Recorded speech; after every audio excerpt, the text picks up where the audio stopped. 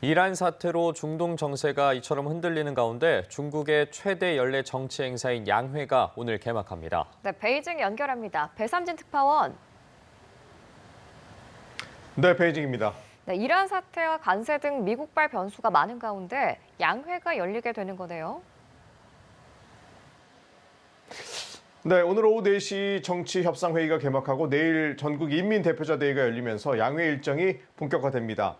핵심은 내일 있을 리창 총리의 정부 업무 보고입니다. 올해 성장률 목표와 재정 통화정책 방향, 소비와 부동산 대책 등 경제 운용에 큰 틀이 제시되는데요.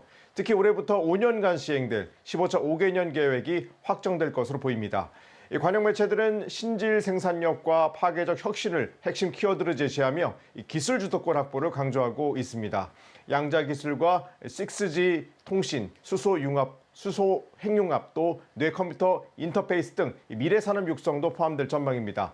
다만 내수 부진과 부동산 침체 속에 성장률 목표를 다시 5% 안팎으로 제시할지 일부 전망처럼 4%대로 낮출지가 주목됩니다.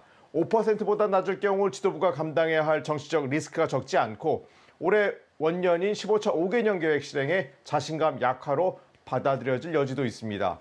이 재정 적자율과 특별국채, 지방채 발행 규모, 국방비 증가율 역시 이 경기 부양 강도를 가늠할 변수입니다. 네, 이란 사태로 국제 유가가 오르고 원유 조달이 어려워지면 중국 경제에도 타격이 만만치 않을 것 같은데 중국의 에너지 리스크 해결을 위해 특별한 조치에 나서고 있습니까? 네, 그렇습니다. 중국은 지난해 하루 평균 약 138만 배럴의 이란산 원유를 수입했는데 전체 해상 수입의 약 13%를 차지합니다. 중국의 에너지 소비량의 약 10분의 1 수준이어서 에너지 수급에 비상 이란 우려가 있었죠. 호르무즈 해협을 통한 수입 비중이 40%에 달해 중동 불안은 에너지 안보와 직결됩니다. 중국은 세계에서 원유 소비량이 가장 많은 나라입니다. 원유 가격이 급상승하고 수급이 어려워지면 중국 경제는 물론 수출 등까지 영향이 불가피합니다. 하지만 이란 사태에 대해 적극적인 움직임은 아직 나서지 않는 모양새인데요.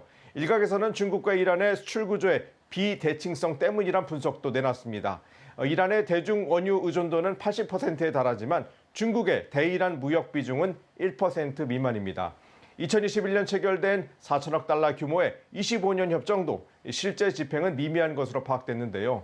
이란이 브릭스와 상하이 협력기구 정회원에다 1대1로의 관문 역할을 했지만 유엔 제재 등으로 실제는 반미전선 이상의 의미를 찾지 못했다는 해석도 있습니다. 실제 왕이 외교부장은 연쇄 통화를 이어가며 중재 이미지를 부각했지만 군사적 지원 등 실제적 개입 언급은 하지 않았습니다. 이런 가운데 아시아 해역에 약 4,600만 배럴이 선적된 상태여서 이란 사태로 공급 충격은 제한적이라는 분석도 나옵니다. 네, 미국이 중국의 전략 파트너라고 할 수 있는 베네수엘라에 이어 이란까지 타격하면서 이달 말 예정된 미중 정상회담에 차질이 전망된다는 분석이 나오고 있죠. 네, 그렇습니다. 일정 자체는 유지될 가능성이 높습니다. 2017년 이후 9년 만에 트럼프 대통령 방중이라는 점에서 상징성도 큰데요.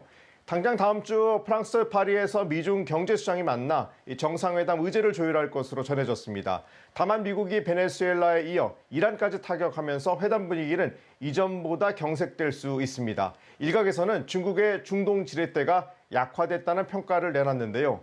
그럼에도 중국은 규탄 대신 우려 표현을 사용하며 수위를 조절하고 있습니다.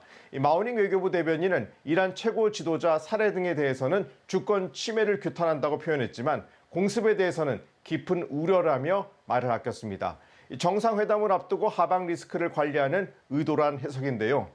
전문가들은 이번 회담의 핵심 의제는 중동보다 대만과 무역이 될 가능성이 크다고 보고 있습니다. 특히 미 대법원이 상호관세에 제동을 건 이후 처음 열리는 회담이라는 점에서 통상 현안이 부각될 전망입니다. 2016년 1,170억 달러였던 중국의 대미 투자액은 지난해 66억 달러로 감소했습니다. 결국 이번 정상회담은 대타결보다는 위기관리와 전략적 안정 확인에 방점에 찍힐 가능성이 크다는 분석입니다. 지금까지 베이징에서 전해드렸습니다.